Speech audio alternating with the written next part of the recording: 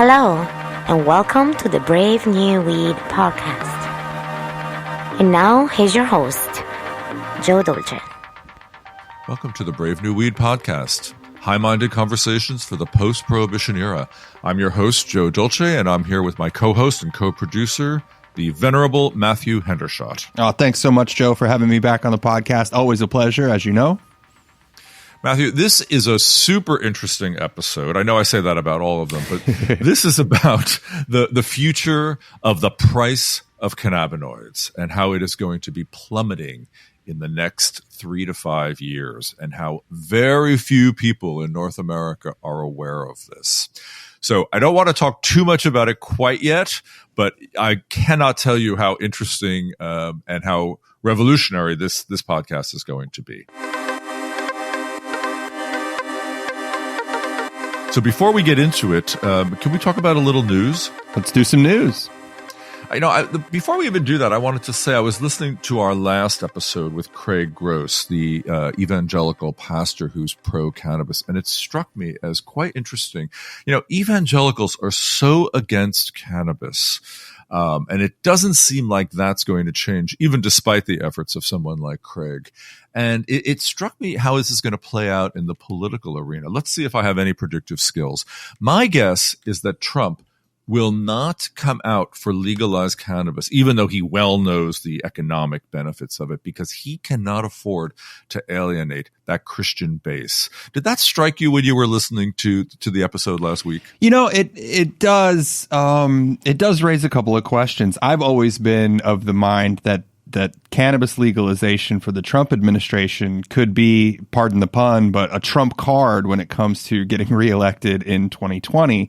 It would be very easy for him to properly time an announcement right up next to the election that says, oh yeah, by the way, the Republican Party has always thought that personal liberty is the way to go, and we recognize the economic value to this, so we're just going to, federally legalize cannabis and states can figure out what to do. That would be a very interesting Republican ploy. But you bring up an interesting point with this evangelical and Christian base. I don't think he can lose that base. I mean, that is a core support of his, and I don't think he can risk it. And, look, if Craig is right and how evangelicals are so opposed to this, I think that would be a game changer for them. Yeah, it would be quite interesting to see maybe some statistical data on undecided independent voters who are pro-cannabis, the numbers of that group versus the actually staunch base numbers for Trump's evangelical group, to see if that swing would be enough to completely throw the campaign off kilter.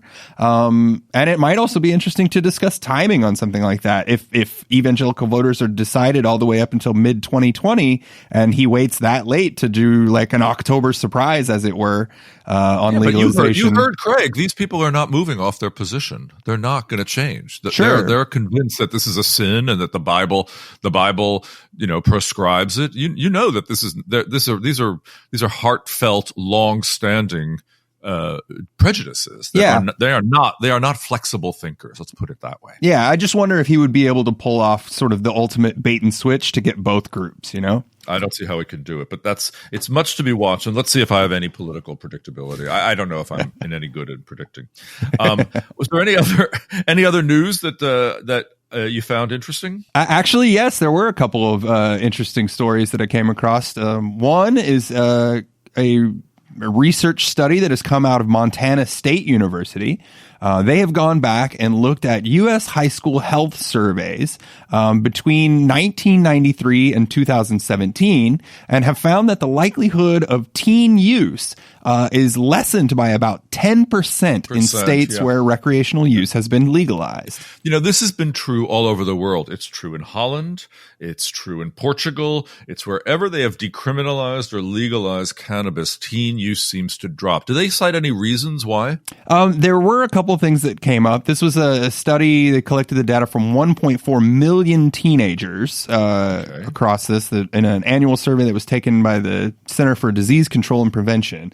And they have seen this decline. It is specifically linked to recreational use, by the way. States with medical programs only don't seem to be experiencing this drop. And some of the reasons cited for this, the most likely being that recreational shops and dispensaries are very, very strict on ID practices. So as we move away from the black market into a legal market, it just becomes more difficult for underage people to obtain cannabis. Yeah, you've never seen a dealer ask for anybody's ID proof of age, have you? Yeah, no, I just don't think that happens. Was there another reason? The other one is that sort of wink and a nod. There's no way to statistically prove this, but removing the prohibition of cannabis might be making teens think that it's less cool because it's not any longer against the rules. But they've always thought about Europe. I mean, that's always been the supposition that it is less allure when you're not breaking any law. Well, and I can certainly tell you that with alcohol here in Europe, that is very, very true and consistent across all states. When it is not prohibited for younger people and teenagers to be able to get a beer,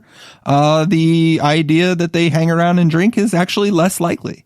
Yeah, it's interesting. Any other interesting news? That is fascinating always. One more big piece of news coming out recently is that billionaire rapper, the first billionaire rapper for that matter, Jay-Z, has now entered the fast-growing cannabis industry. What a surprise. Is he going to do anything good with the new monies he's going to make? I hope so. The official announcement is that Jay-Z will become the chief brand strategist for a California company called Caliva, and he'll be working with them on how to do outreach and connect, and I'm sure that there's marketing and obviously money to be made. But this dovetails nicely into something that Jay-Z earlier helped launch, which is a cooperative criminal justice group called the Reform Alliance.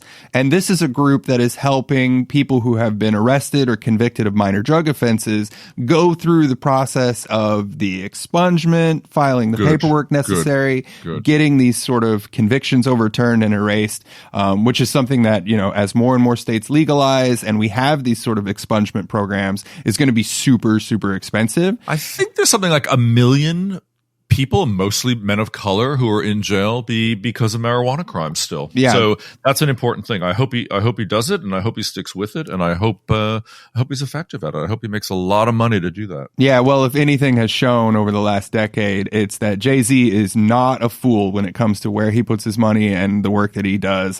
He's obviously got his hands in a million things. It's not surprising to see him dip into the cannabis space, especially after, you know, people like Snoop Dogg and Whoopi Goldberg and Mike Tyson and all these big names are all getting on the cannabis train. I think it was only a matter of time before Jay found what was right for him. Yeah, I do too. Listen, before we get into the show, I want to make a plea to our Patreon supporters, or even anybody who's thinking of supporting us on Patreon. And, you know, I know that a lot of elevated thinkers are tuning into this podcast. It's very clear to me by the mail and the email we receive. But it's important for people to have a resource that answers questions about cannabis culture and this new industry.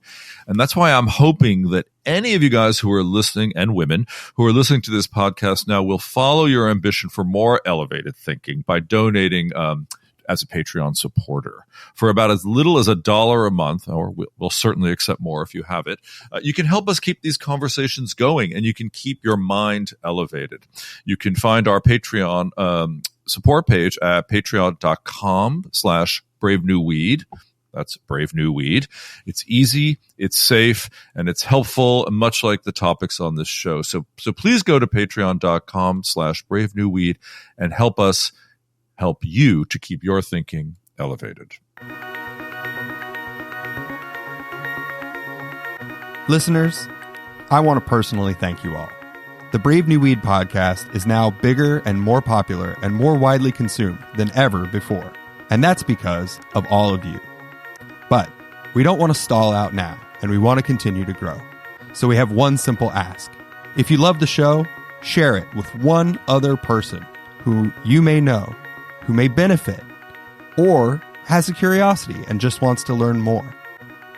Your act of sharing with just one person can help us continue to grow, and by that growth, continue to bring you all of the best news, commentary, interviews, features, and more right here on the Brave New Weed podcast.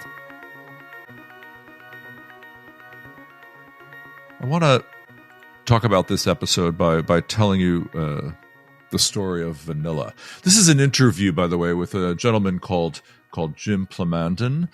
Jim is a Canadian who currently lives in Thailand and has started something called the Thai Cannabis Corporation, which is dedicated to growing cannabis in warmer climates. And part of his mission there is to really help small farmers. Jim and I started talking because what he's doing is quite radical, actually. By growing cannabinoids, cannabis plants in these hot climates, he is going to, in several ways, bring down the price of cannabis. This is going to happen all over the world. China's growing. Thailand is growing. It's certainly happening in South America. The equator is the place to grow cannabis. It just makes a lot of sense. They have heat. They have sun. They don't require artificial anything. They don't require grow lights. They don't require heat to keep things going. They have 4 growing seasons. It happens all the time. But Jim has another very interesting theory about what's going to happen on the price of cannabis, and I have to share it with you. It has a lot to do with vanilla.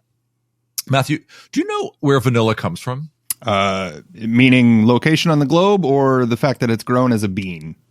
The bean. Well, yes, you just answered the question. It is grown as a bean. It's grown in very few places. It's grown in, I think, Mexico, Madagascar, a few other places. It's an extremely expensive crop to grow and turn into the vanilla that is on our supermarket shelves. It's about $11,000 a kilo when I last looked.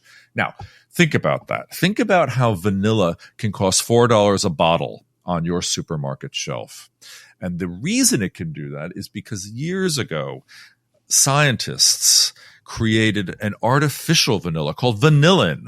Now, it's not called artificial in the supermarket. It's actually called natural. And that's because the FDA has certain rules about what can count as natural. And this is so interesting. Oh, man. This is so interesting because those same rules can easily apply to cannabinoids, okay? And what's happening is there's a huge world of biosynthetics happening. There's a lot of research going on here. You know, we can now produce fabric from corn. We can produce all sorts of things from yeast with a little genetic tinkering. And very soon, there are many companies right now, at least a half a dozen, who are trying to produce cannabinoids from yeast. And yes, they will succeed at being able to do this. And yes, the price is going to be the same as that vanilla that you see in your supermarkets. It's going to be very cheap. And why is this relevant? Here's why. If you go to the store right now and you buy a bottle of hemp oil or CBD, it can cost anywhere from $70 to maybe $120, depending on the artisanal, quote unquote, nature of the way that was grown and processed. That is not a sustainable number for anybody who's using cannabinoid medicines. I know, I use them. It costs a fortune. It's not like aspirin. And God knows we want it to be, because these are effective natural products that grow in the ground. They should be as cheap as aspirin. That's not going to happen currently. And it's certainly not going to happen in North America, where much of this stuff is grown in huge greenhouses or hothouses or indoor grows. What is probably going to happen, and Jim and I discussed this in this podcast, is that a lot of these biosynthetic companies are going to be producing cannabinoids through biosynthetics, I should say, and they're going to be adding things like flavonoids and terpenes into them. And it may not be the full perfect entourage effect, but let me tell you, for $3, you'll probably go buy a bottle of hemp oil, even if it's a natural, quote, hemp oil that is produced biosynthetically. And it's a very compelling and very controversial and very revolutionary story to be told. So I'm really happy that we have Jim on, and I really want to encourage you to listen to this podcast all the way through.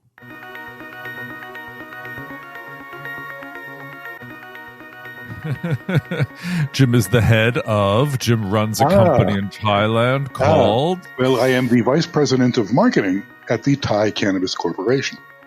Fantastic. And we are now recording, sir. I am honored. So, Jim, I'm so happy that you joined me are you in Bangkok or where in Thailand are you today? I am in mountainous Chiang Mai, Thailand, in the north of Thailand. Ah, it's a beautiful place. I haven't been in years. Is that where you live? It is where I've been living lately, although I may have to move to Bangkok here shortly. I'm sorry to hear that. Me too. It seems to me that cannabis's best kept secret in North America, at least, is called Asia. And I'd like to hear your take on why you think cannabis's best kept secret might be called Asia. Y is a very simple 3-letter acronym called the DEA. Up in the 60s, 70s, early 80s, Thailand had a multi-billion-dollar cannabis export industry. That's when there was no distinction between adult use and medical cannabis. The Vietnam soldiers who experienced Thai stick, both in Vietnam, where they imported the good stuff from Thailand, and during R&R in Thailand, said, wow, we have these big airplanes going back and forth between the huge American air base in Thailand and the United States. Why don't I bring a duffel bag full of this funny little weed with me and Exactly go right. with my friend? And back in the mid-'70s, a pound of Thai stick sold for $4,000.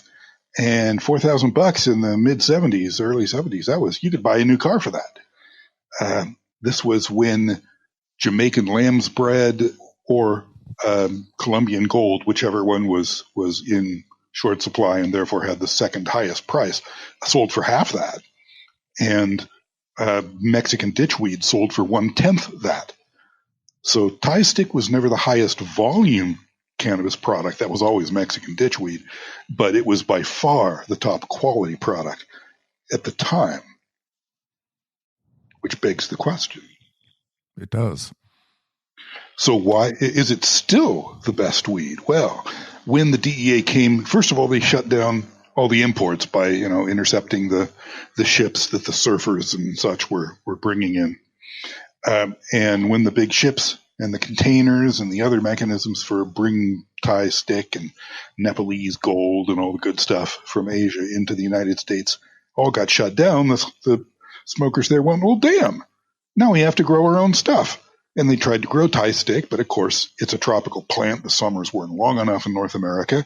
That's right. They said, shit, what are we going to do now? So they crossed it with Afghan Kush, right? Afghanistan has a temperate climate like Humboldt or Mendocino. Yeah, exactly. Yeah. And so the stuff that they had grown there was short enough to mature in a Humboldt summer. But that stuff would rip your lungs out, and it was nowhere near flavorful. Right? The thing that made Thai stick amazing was not just that it was like 20% THC when everything else was 5 or 7 at the most. It's that it was smooth and delicious. You wouldn't cough up your lungs smoking it compared to the Mexican ditchweed or the various other things on offer. And it tasted good. It had all these wonderful terpenes in it that you couldn't get anywhere else, partially because of the curing process, let alone the genetics of the plant itself. So the Thai stick was in high demand. They couldn't grow it themselves. They had to cross it with the Thai or the Afghan Kush and other temperate stuff, rip their lungs out. Didn't taste as good, but hey, you could grow it outdoors in a North American summer. Yeah. Well, then the DEA started using helicopters to spot the outdoor grows from the air. So damn it, the growers said, shit, can't do that anymore. We have to do something else. So they found Russian ruderalis, right, which is like 10 steps below ditchweed, and crossed it with that. And now you got auto-flowering things or at least things that would mature at a very short height and a very fast maturation period. Didn't produce a lot per plant, but you could hide it from the DEA.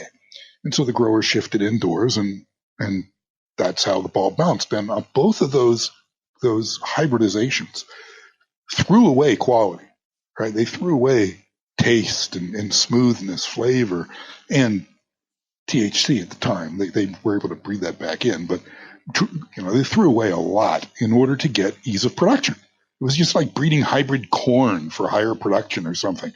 You can hardly eat the stuff they grow in Iowa now. They're growing it for lysine, not for edibility. So, but they've been able to breed back, the improve the quality of the Western weed quite a bit, actually, over the course yes, of quite a bit. That's right. So it doesn't completely suck the way it used to. But the thing is, Western growers will tell you that, Thai stick was great back in the day, but hey, we've improved this Western, the Amsterdam weed and the California weed and so much more than Thai stick was back in the day. All right. Maybe it's better than Thai stick was back in the day, but that presumes the Thai stick hasn't improved in the meantime. Right? And if the rumors be true, and we have pretty damn good reason to believe that the rumors are true, there have been secret labs funded by people who can fund secret labs and staffed by, PhD in this and PhD in that, and surrounded by guys with AK-47s and, Siamese crocodiles and so on, where they've been growing not just the landrace Thai stick strains, but all of the improvements. And the improvements didn't need to breed out the Kush strain. It didn't have to breed out the ruderalis, right? They could start with this wonderful Thai stick and cross it with the best Laotian stuff and the best Myanmarese stuff and the best Indonesian Aceh. And so, Thailand now, according to these rumors, has the absolute best weed in the world. And it isn't available on the street. The fact that you've gone to Thailand and bought crap weed means nothing, because most of that's being grown by people who were kicked out of the United States for growing weed and got deported back to Thailand. And they grew it Western style because that's the high volume, high production secret way to grow it, so the police don't catch you. And it was evolved to evade the police, and it does that just as well here as it did there. So most of the weed you get in Thailand is grown as if it was being grown in L.A. Secret labs being small farmers' plots. Well, I wouldn't go there. That's where, if the rumors be true and these fantastic strains do indeed exist, then we hope that the Thai Cannabis Corporation will be among the first to have the honor of growing it out and sharing it with the Thai farmers, the smallholder farmers, and organized into village cooperatives, so that we can, compensate them for the hundreds of human generations they invested in producing these wonderful landrace strains that Western strains are all based on. Why are you being coy about the Thai corporation? I mean, you have a website. You're the marketing director of it. Why are you being a little coy about this? I'm only being coy about the secret labs. Okay, I can officially neither confirm nor deny that they exist. Okay, I understand that. Okay, very good. So just before we continue, just describe the quality, if you can, of the special Thai varieties. Well, as I say, the quality is primarily a measure of smoothness and deliciousness. Potency is a side effect, right? It's like you don't drink, you don't drink, Jim Beam or Dom Perignon because it's got a really high alcohol content. Okay, that's really got nothing to do with the metric of quality of the cannabis. Now, that being said, all right, since THC content is a frequent metric of potency, I have seen a photograph of a screenshot of a spreadsheet that listed the lab analyses of a number of these rumored strains. Okay, and one of them had a THC content reported as being 54% THC.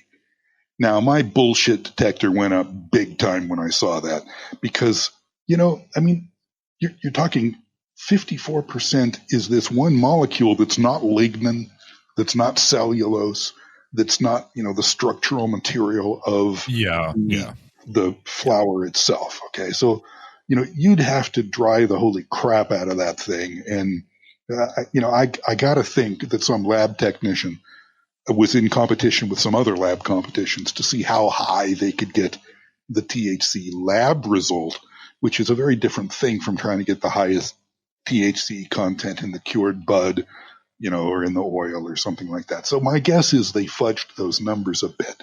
But let's say it's only 35%. Let's say it's only 40%. That's a lot of THC. That's a lot of THC. And if you have that high THC content combined with the smoothest and most delicious cannabis flavor that you haven't smoked in 40 years, okay, you got a product that's going to blow the doors off of everything else like it always has.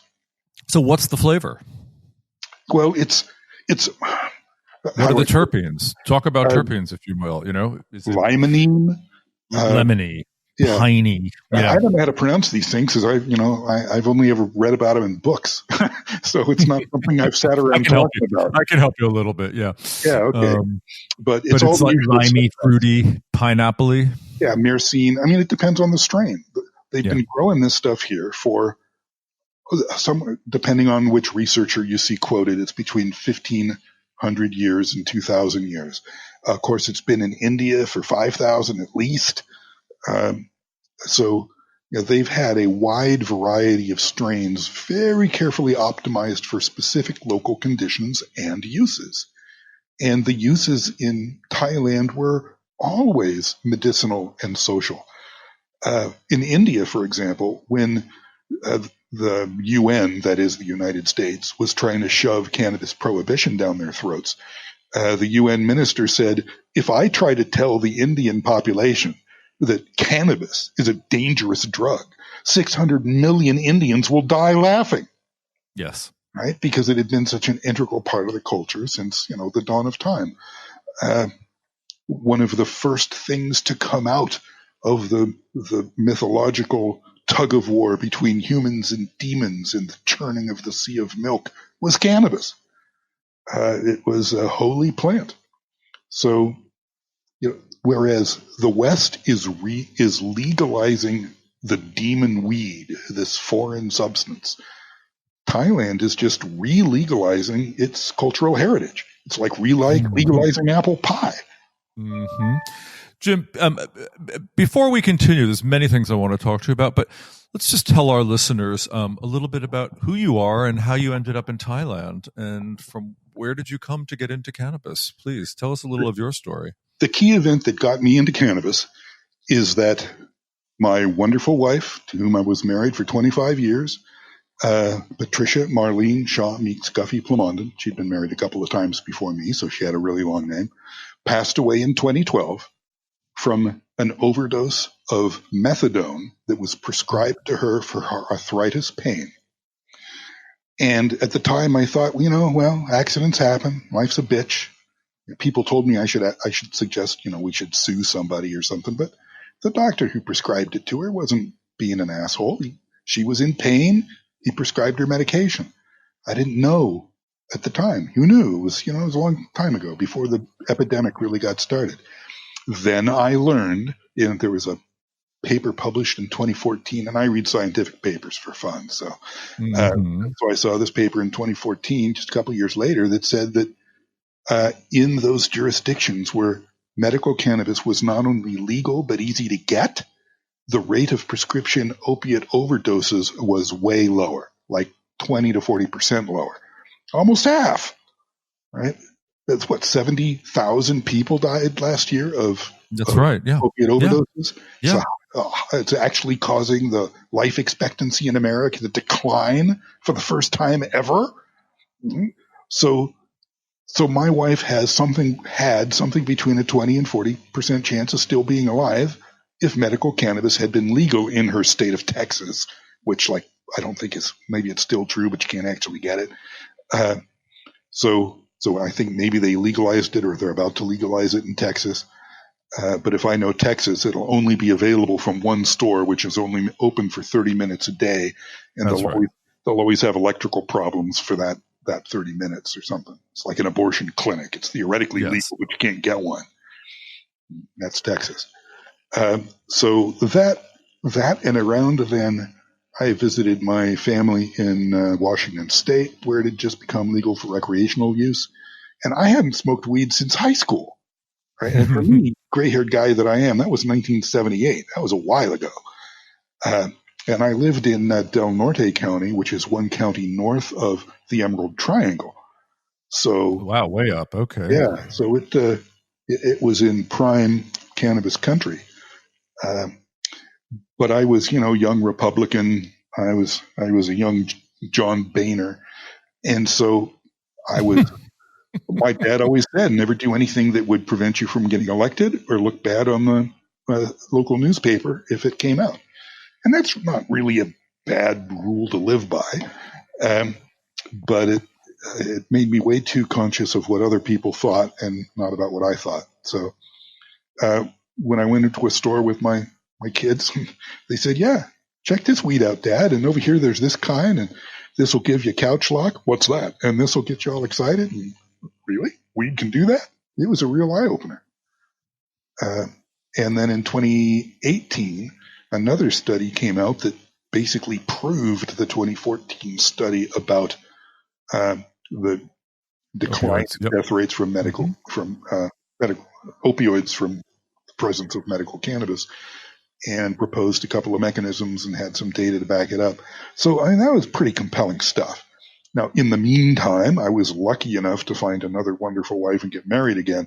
I'm an incredibly lucky guy. Most people don't even have one good marriage, and I have two. And I'm celebrating my 4th wedding anniversary on the new marriage next week. So congratulations. Thank you. I am one lucky son of a bitch. If I never accomplish anything else in my life and I get hit by a truck tomorrow, I will die with a smile on my face because I have had 2 wonderful wives who have made me a better human being, luckiest man on earth. And she's Cambodian, and she lives in a poor rice village. And so I was trying to figure out what crop I could help her village grow that could make more money than rice. And the obvious choice after this experience with my kids in Washington State was weed.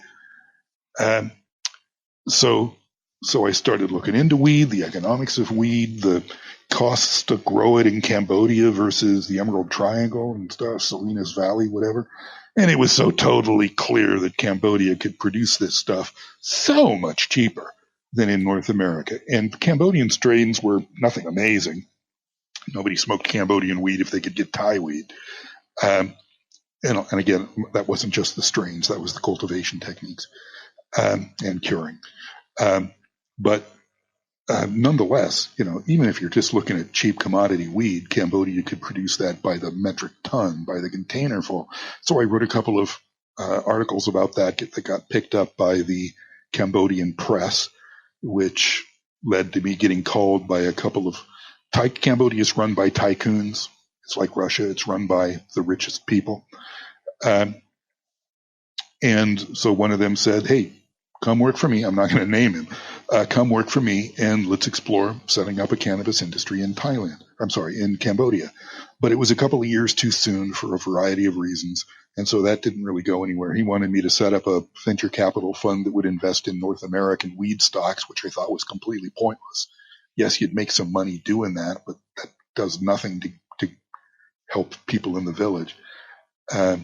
So I had bumped into Don Land, who had founded the Thai Cannabis Corporation 8 years earlier, in 2010. Yeah, it was the first legal cannabis company in Thailand in 2010. And he basically made a deal with the powers that be that he would absolutely positively not grow weed in Thailand, but he would work with the people who were researching hemp at the time and with the illegal growers to develop a system that combined the best of East and West, so that when Thailand re-legalized, it would be able to hit the ground running. So that's what he did. And so now the Thai Cannabis Corporation is in the front of the line to partake in Thailand's new, recently re-legalized medical cannabis industry. Quickly, Don Land was the founder of Steep Hill Labs. Tell me, remind me. Don Land. Sorry. It's a common enough name that no, this Don Land was military intelligence for a while, and then was in the in what we call the informal cannabis industry on the west coast of the U.S. And was actively involved in every part of it, from growing and distribution and festivals and all sorts of things. Was a very active participant in the cannabis legalization efforts all across the Pacific Northwest. And those people who have equally gray hair and been around as long will recognize his name. Interestingly, his grandfather invented the land camera, the instant Polaroid TV. Ah, yes, the Polaroid. Yes, Right. okay. Big in the early 1970s. Again, showing my gray hairs history here. So he comes from a long line of geniuses. That's just the one everybody's heard of. And he is one sharp cookie. I'll bet. I'm happy to be associated with him. Let's talk about what I'm calling it's the price stupid. Yeah. Because it seems to me, having looked at some things, that this is going to kill the North American growing market if Asia actually becomes a major supplier here. Can we talk about that? Sure. What's it going to do for price? What is it going to do to all these people who are growing inside in indoor grows, running up enormous electricity costs, torturing the environment, praying for 2 harvests a year, sinking millions and millions and millions of dollars into these mega grows? What's going to happen here? Give me your concept. And they're growing stuff that's been crossed with ruderalis, an African half-breed and so forth. So it's like the equivalent of eating one of those tomatoes that was bred to be mechanically harvested. So it's as hard as a rock. The square tomato. Right. That hardly even tastes like a tomato anymore. Now, I'll admit the breeders have done an amazing job given the crap genetics they, had to cross it with in order to get it to grow fast enough and short enough indoors. My hat's off to the great breeders of North America and Europe for doing the amazing job they did with what they had. Seriously. But when they're up against Jamaican lamb's bread that's grown properly the way it should be, rather than trying to force it into a Canadian greenhouse model, because that's the way the medical cannabis rules have been set up by, people who insist that it must be grown in this controlled environment or else it might be what? What? Show me one scientific study from anywhere that shows that outdoor grown weed is less safe and effective than indoor grown weed. There is no such study. There is no such thing. Yeah, there's no such thing. Right. So, how many rat turds can you have per McDonald's hamburger or something? Right. I mean, there's a number. All food is polluted more or less. And some of the indoor grown stuff is just horrible because it's being grown in such an unnatural environment that you get one mold spore in there and you're screwed. So, whereas if you're growing it in a natural environment, you're growing it organically, you've got the predatory insects over here to take out the nasty plant-eating insects over there, you can actually produce a cleaner, nicer, more organic, safer, healthier product that tastes great and doesn't rip your lungs out. What's not to like? And it's cheap to grow. You're powering it by the sun. Right. So what's the price tell me about the price. My research tells me that you guys in Asia have the capacity to grow cannabis at 1/10 the price per gram in North America. What does your numbers tell you? Well, if you've been looking at my blog, you'll see that we expect to be around the same cost of production as Colombia, which is 5 cents a gram of cured weed, right? Cured bud, 5 cents a gram. And at scale, if you're talking big enough scale, then it gets significantly below that. And again, this is true of the Colombian as well. Why? Because it's the right climate. You don't grow wine grapes in greenhouses on the tundra. You can do it. In fact, Adam Smith wrote in his book, The Wealth of Nations, published in 1776, right? He wrote, yes, you can grow pretty good wine or wine grapes in Scotland by using greenhouses and hot beds and various other techniques. And you can make a pretty good wine from them too, at 30 times the cost of importing it from France. Whereas if you took that 30 times capital and invested it in something that Scotland produces really well, I don't know what that is, haggis, whatever, then you would be using your capital much more efficiently. Much more wisely. Yeah. So for this, the notion that Canada or North America even should be growing cannabis for cannabinoids, right? It makes no more sense than it growing cocoa beans or vanilla or bananas or pineapples or coconuts or any other tropical plant. And even when it comes to the Humboldt County climate, you can get that exact same climate in Chile, right? It's also a West Coast climate, same terroir, same climate, and the land costs less, the electricity from the hydro plants costs less, the labor costs less, and once it's cured, it's shippable, right? Air freight, container, whatever. And once you get it into oil, it's relatively shelf stable. So the idea that you have to grow it in the market where it's being consumed is an artifact of prohibition. Recognize that? I cannot believe you found it. Let it go. Let it play a little bit longer.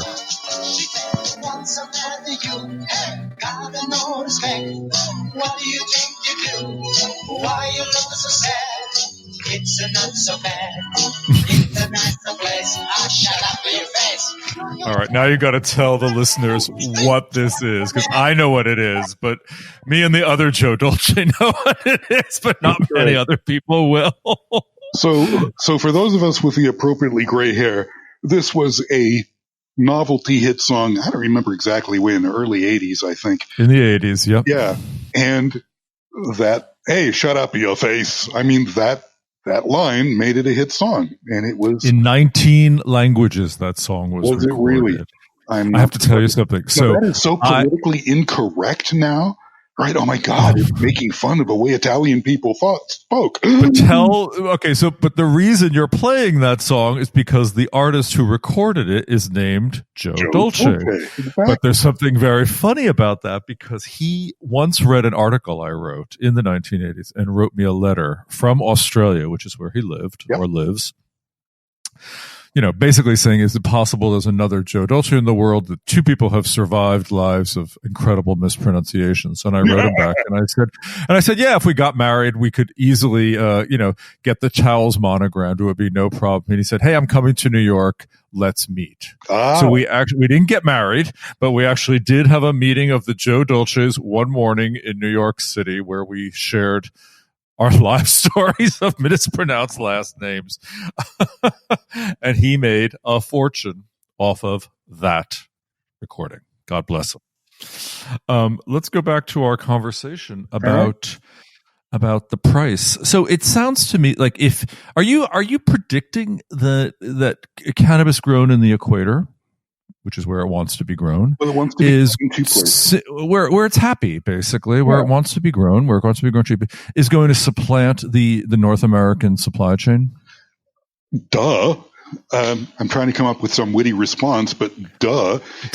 Okay. Just wanted to be clear about that, because that's a major disruption about to occur, and it's not going to take that long. How long do you think that's going to before that happens? It all depends, because the fans of legalization, the people who are saying, end prohibition, remove all of the government controls on cannabis and everything in the United States, are very likely to turn right around and say, we want tariff protection.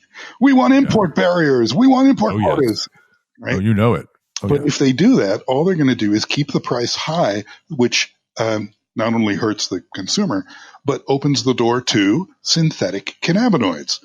The synthetic cannabinoids are cannabinoids you make either Walter White style, Breaking Bad, mixing chemicals in a vat and heating them up and pressurizing them or whatever until you get the chemical you want, which you can do at very low cost and very high scale, but those are called artificial.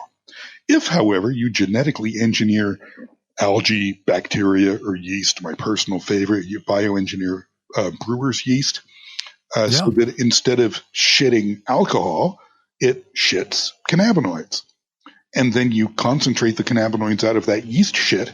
And according to both EU and US law, that concentrated yeast shit can be called 100% natural, because you're not concentrating the yeast, right? It's the yeast that's genetically engineered, not the yeast not the product coming from. No, this is absolutely 1,000% accurate. There's no exaggeration in what you are saying. But I think we need to just step back and explain that this is currently happening. Oh, yeah.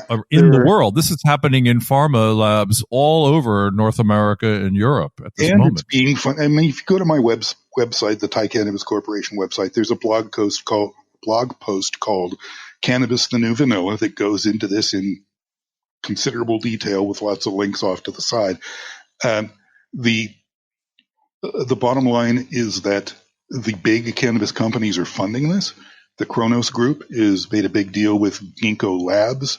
Ginkgo Labs has already produced synthetic vanilla, synthetic rose flavoring, synthetic all sorts of things using these genetically engineered organisms. And then they put them into a brewery, and they can brew them up super fast and super cheap. Their deal with Ginkgo is a spin out of MIT, right? They know what the hell they're doing. I can say hell on your podcast, can I? You already said fuck. All right. Well, fuck. You might as well say hell. Go on. Yeah. What the hell? All right. Pardon me. I figure everybody who's listening is over 18 anyway, right? I think we can handle it. Yeah. All right. Forgive me. Mom, I'm sorry. Just keep talking. Yeah. Okay. So the MIT spin out Ginkgo Labs made a deal with the Kronos Group, that they would produce, I think it was 100 kilos of each or 10 kilos of each, I forget which, at a minimum price of $1,000, or rather a maximum price of $1,000 a kilo. Now, Ginkgo wouldn't have done that deal unless they knew they could produce it for less than that. That's their profit. Right?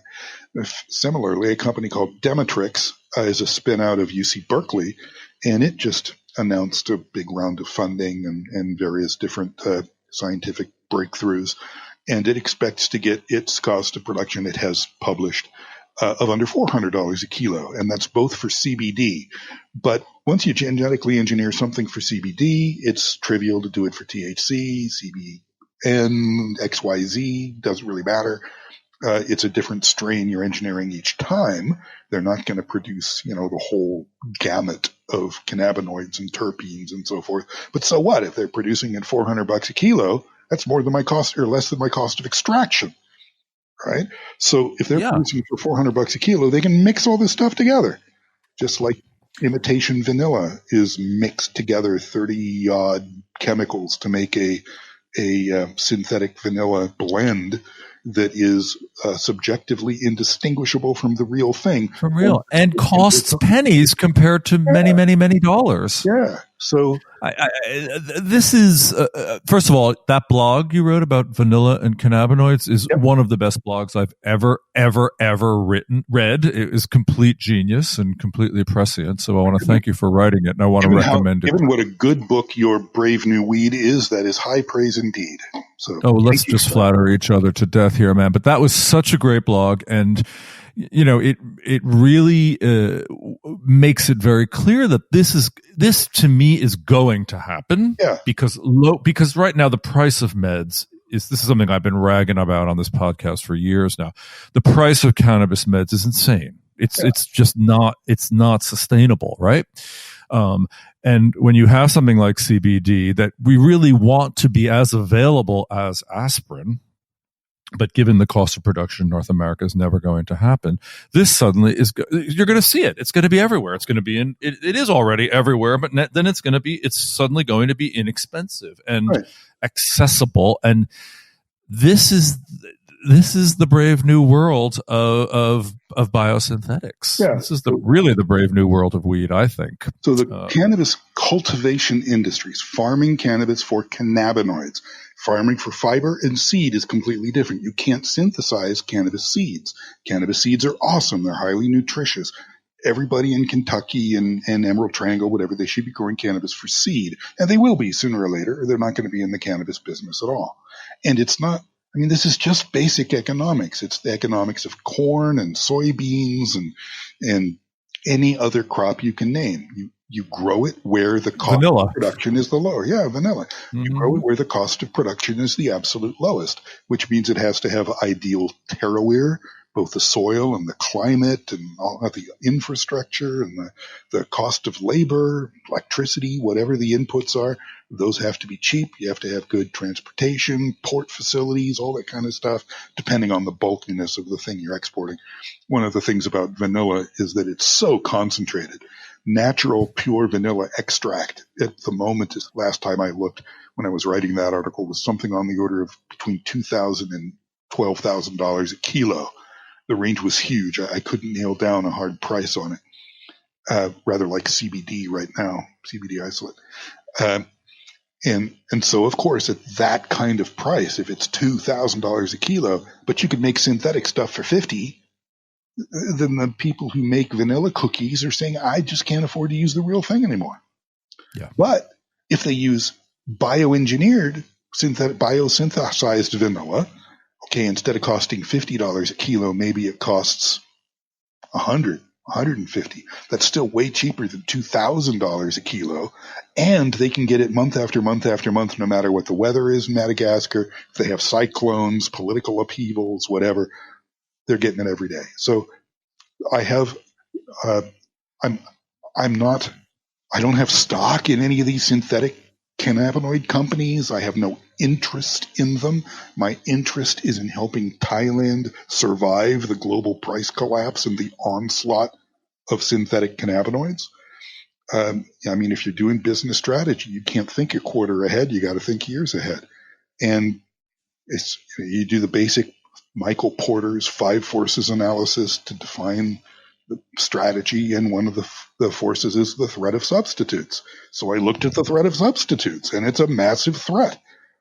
And so North American growers face 2 threats. One is from much lower cost producers.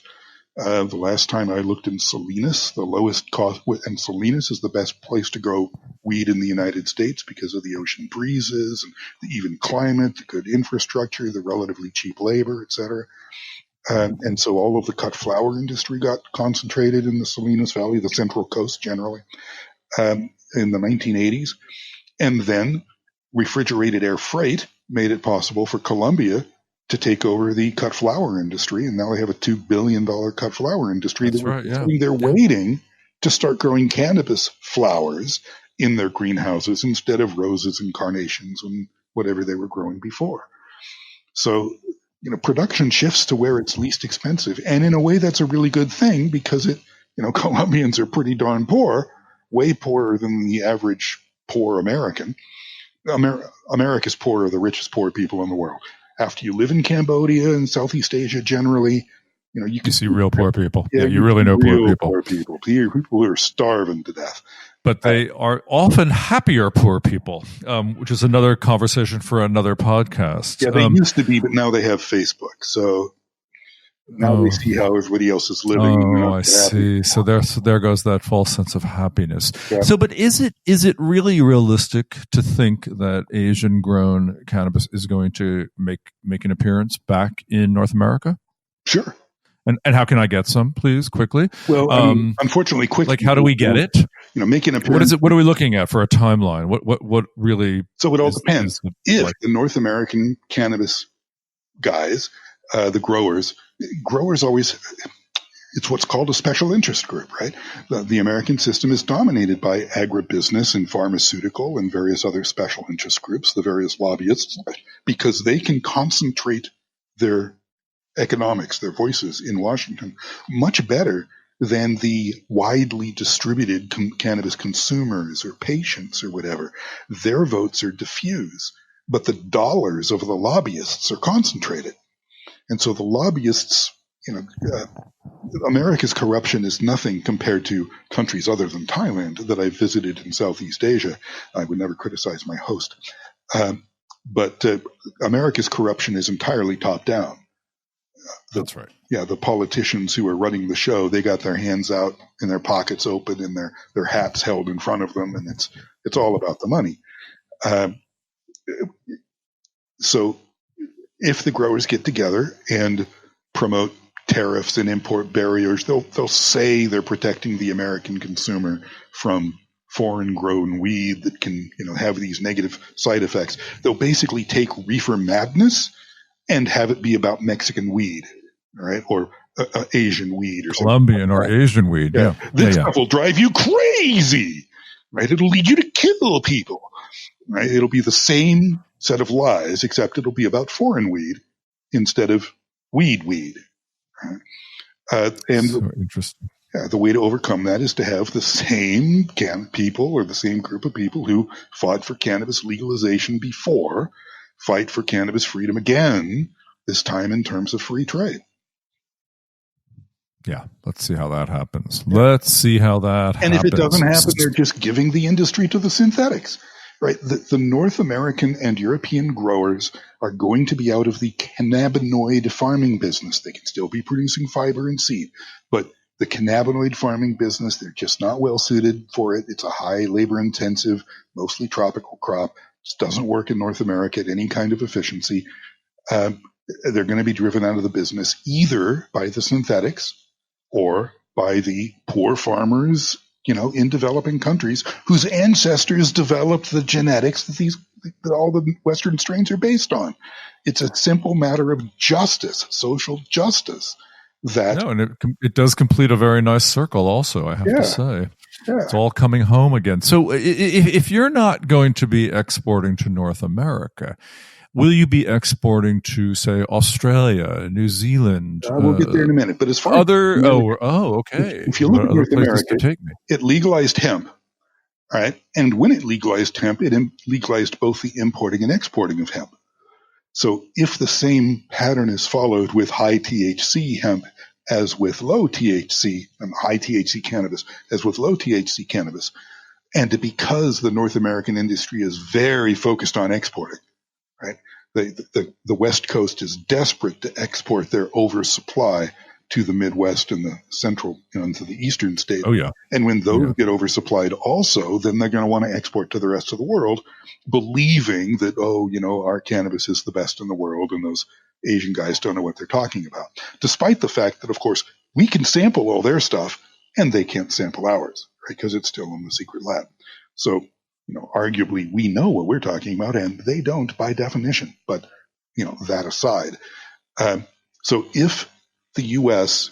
in its hubris says that it's going to open up both imports and exports, which makes sense, then they're opening the door to that which slaughters them. Now, I'm perfectly willing to discuss this because I don't care that much about the North American market because we're right next door to China. And China's traditional medicine market includes cannabis.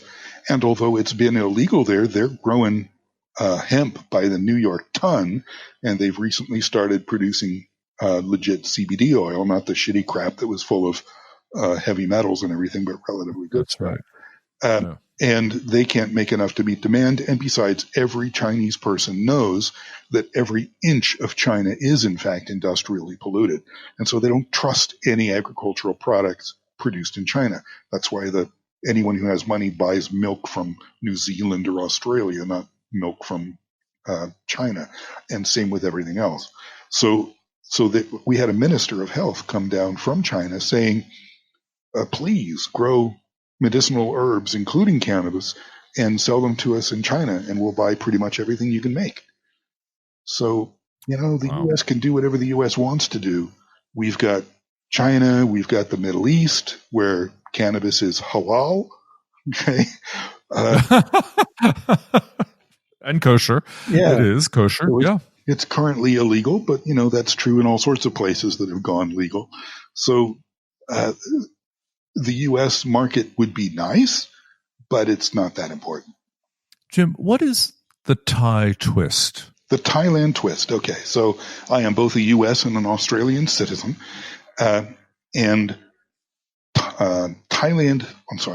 Australia legalized medical cannabis in, I think it was 2015, but they didn't get the laws organized until 2017. I could be off by a couple of years. Maybe it was they legalized in I don't remember, but they legalized a few years ago, but they made it super, super hard to get. Australia is still in the grip of reefer madness. They're, convinced that it's going to drive you crazy. Even though 13 times more Australians die of opioid overdoses than of schizophrenia. Schizophrenia will kill you, but the rate per population is so much lower that to let the schizophrenia fear wag the dog is just crazy. So So that it's legal. Medical cannabis is legal, but super hard to get. Well, if you read the page about importing and exporting controlled substances, it lists 3 ways to import and export. One's to get an import and export license. One is called the personal importation scheme, where you order it mail order, which is important because Australia is a fairly low population and very isolated country. They can't make all the pharmaceuticals their population needs. They just can't afford the infrastructure. So they import a lot of stuff. If you've got an orphan disease that just, you're only one of the 12 people in the country who's got that disease, no pharmacy is going to stock it. So you get it by mail.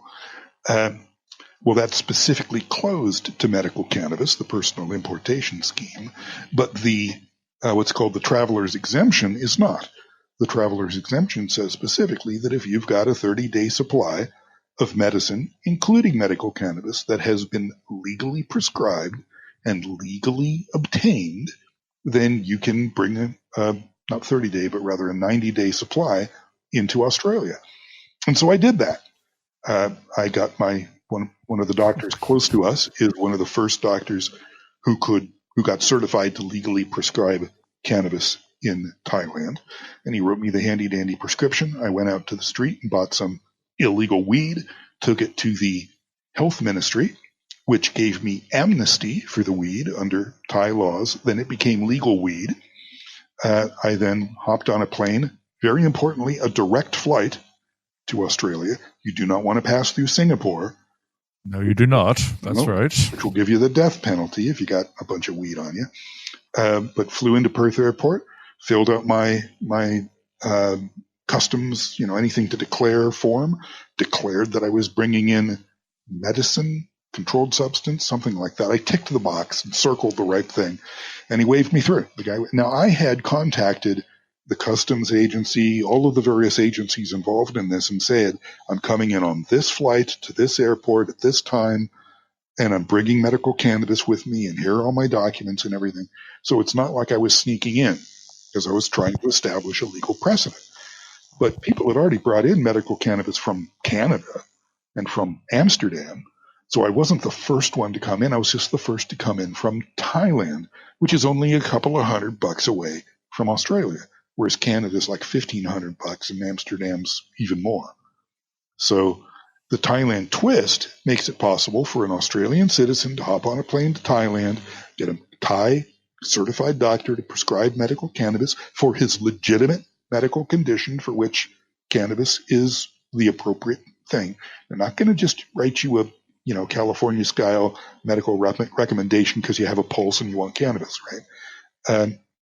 So if you have a legit condition, they'll write you the prescription. We will soon have legit cannabis, right, and products that you can buy. You buy your 90-day supply and you go back to Australia, carefully not passing through Singapore. You really want to take a direct flight back.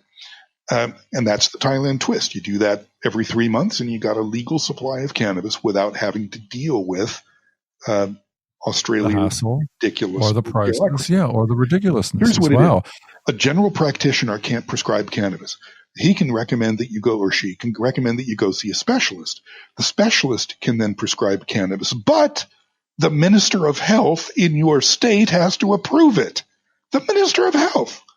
Right. So unsurprisingly, they don't want to deal with this a large number of things. So they've only had, I think it's 5,000 approvals. They've got a chronic pain patient list of perhaps 3 million people. So it's creeping up on 2%. Oh my gosh, 2% of the chronic pain sufferers. And so people are dying like flies of opiate overdoses because they don't have easy. There is going to be an airline set up to do cheap flights to your Thai doctor to get this meds. That'd be news to me. Going to happen. You read that somewhere? So that's what some business should be setting up because it seems extraordinary. Yeah. Jim, I want to come to Thailand and see the secret labs. I want to come and I want to see the secret labs. Learn about the Thai strains. Yeah, I want to learn about this. I'm thinking maybe my next book should be to go to all the places where cannabis is a landrace variety. Yeah, and yeah. Sort of, and learn how they grow, what they do, how they use the plant. Great. You've Love the got me market. very inspired. You've Go got to me very Malawi, inspired. Malawi cob. Malawi cob is interesting because the cob is just because they wrap it in corn leaves that would otherwise wrap up the corn and the corn cob. They just wrap it up in that. The problem is sometimes it gets moldy. Or not moldy, that's the wrong word. It composts. What's the word? It gets full of ammonia. It ferments. That's the word. It ferments. But fermented cannabis turns out to have possibilities. It affects the cannabinoid content in interesting ways. And so Malawi cob is notorious for producing a very hallucinogenic high. Wow. Or so I've read. And then there's, the Colombian gold. These are the landrace strains. These are the people whose ancestors spent generation after generation after generation selecting and doing classic breeding, selecting the best stuff and planting that, and then the best stuff and planting that, and learning how to do. People will complain sometimes that Thai stick strains are prone to hermaphrodites. Well, of course they are. They've been doing sensimilla growing for hundreds and hundreds of years. And so that puts selection pressure on the female plants to produce hermaphroditic male flowers. If you weren't separating the males, you wouldn't get the hermaphroditic. So, yeah, it's just a testament to how long Thailand has been doing sensimilla growing. So yeah, you should do that, and I'd be happy to play host to you when you come around. You just need to give us a few months, so we can. I think we have a date on the books there. I think that sounds fantastic. I'd love to meet you in person, and I want to thank you for talking to us about these great topics, and B, really resurrecting "Shut Up in Your Face," because I haven't thought about it in at least 20 years. So thank you very much, Jim. I really appreciate your time. You'll find another little gem of a song that I recorded while you were indisposed that you might want to look up also.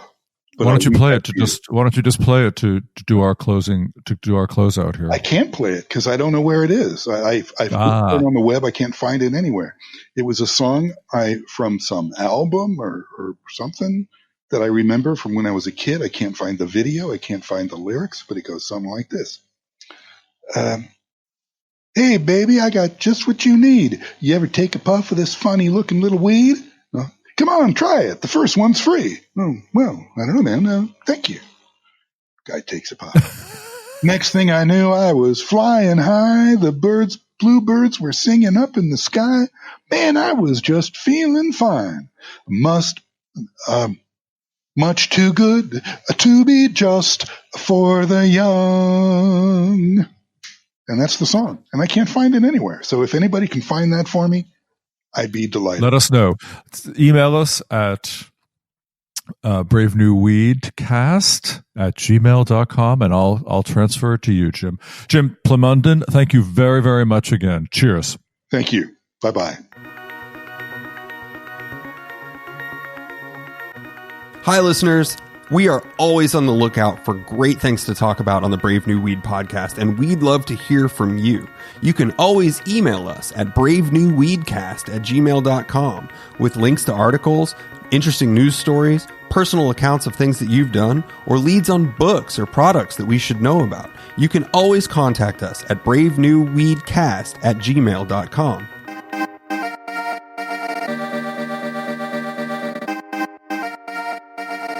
Fascinating conversation, Joe, and really, really interesting. I was doing some reading this weekend about lab-grown meat and how we're doing that and the changes that are going on with like CRISPR technology and those sorts of things. And obviously, this genetic manipulation and the creation of, as you put it before, air quotes, natural products from means that seem very unnatural is just something that the world is presenting for us. So, as much as the term synthetic cannabis is terrifying, it is a way that we can do things about, as you said, the expensive of of operating a grow house, a massive greenhouse, the upside down. It just raises so many questions, doesn't it? It's ethical questions, what we put in our bodies. Is farming over, right? As the population of the world grows, as climate change kicks in, is everything we thought is everything we thought was natural suddenly going the way of the dodo bird? And I think it also it's does scary, and it's fascinating, huh? It is scary and fascinating, and it does create a really interesting situation for consumers, because as we've said on the show before, as people have said throughout all history, like, your vote is with your dollar, right? So it's ultimately going to come down to the consumer of what we are going to allow to dominate this industry by our own choices of what we consume and how we go about doing it. And exactly, yeah. People who want to it's hard to argue with price, isn't it? It really is hard to argue with price, but I do think, somebody like myself, I kind of want to stick to something that I know is grown, that I know has no chemical additives or manipulations to it. Like, those kind of things skeeve me out a little bit, but I also know that I'm in a unique situation to where I do not necessarily require it. As Jim points out, you can go to Thailand and get amazing Thai stick. I mean, it's not going to stop. I just think it's the way we use products. So tinctures and edibles and pills and things like this. I think that's where these synthetics are going to make a big influence, have a huge influence. It's not easy. It's not a foregone conclusion that this stuff is going to happen. But as you see CBD and THC infused everything, you cannot buy no one's going to be buying a $10 or a $15 CBD infused beverage for very long, right? This is going to die. Yeah, I think you're correct. Price sensitivity is a real thing. So, check out the Thai Cannabis Corporation. You can read more of Jim's musings. He's a great writer, obviously a brilliant thinker, someone who's really on the forefront. I hope to visit him in Thailand one day and see all this stuff and really learn more about it. I am very interested in this topic.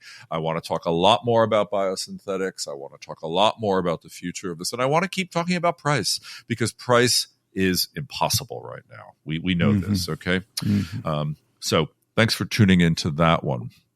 Joe, before we go, I do want to say, again, a big thank you to you and a big thank you to all of our listeners for tuning into every episode of the Brave New Weed podcast. I will actually be stepping away from the podcast for a short period of time. I'm going on a photojournalistic assignment. So I'll be doing some traveling around Europe for the next few episodes. So you won't be able to say good morning to me on the next couple, but rest assured, listeners, I will be back. And as soon as I am, I'm looking forward to jumping right back into the conversation with you all again. In the meantime, please do not hesitate to reach out and contact us on the show. We love hearing from you. You can do so at bravenewweedcast@gmail.com or on Facebook, Instagram, or Twitter, all at Brave New Weed. That's just the @ with Brave New Weed following it. We're nice and easy to find. We want to keep the conversation going, even if I can't sit here at the microphone and speak with each of you for the next couple of weeks. But I hope to have our other to see you on the backside. Alan will be joining us. Alan Seals. He'll be stepping in for you, which is also great. And before we leave, I just want to say, if you guys are enjoying listening to these conversations, please support us. You can go to Patreon, and again, for as little as $1 a month, or as much as $500 a month, or $1,000.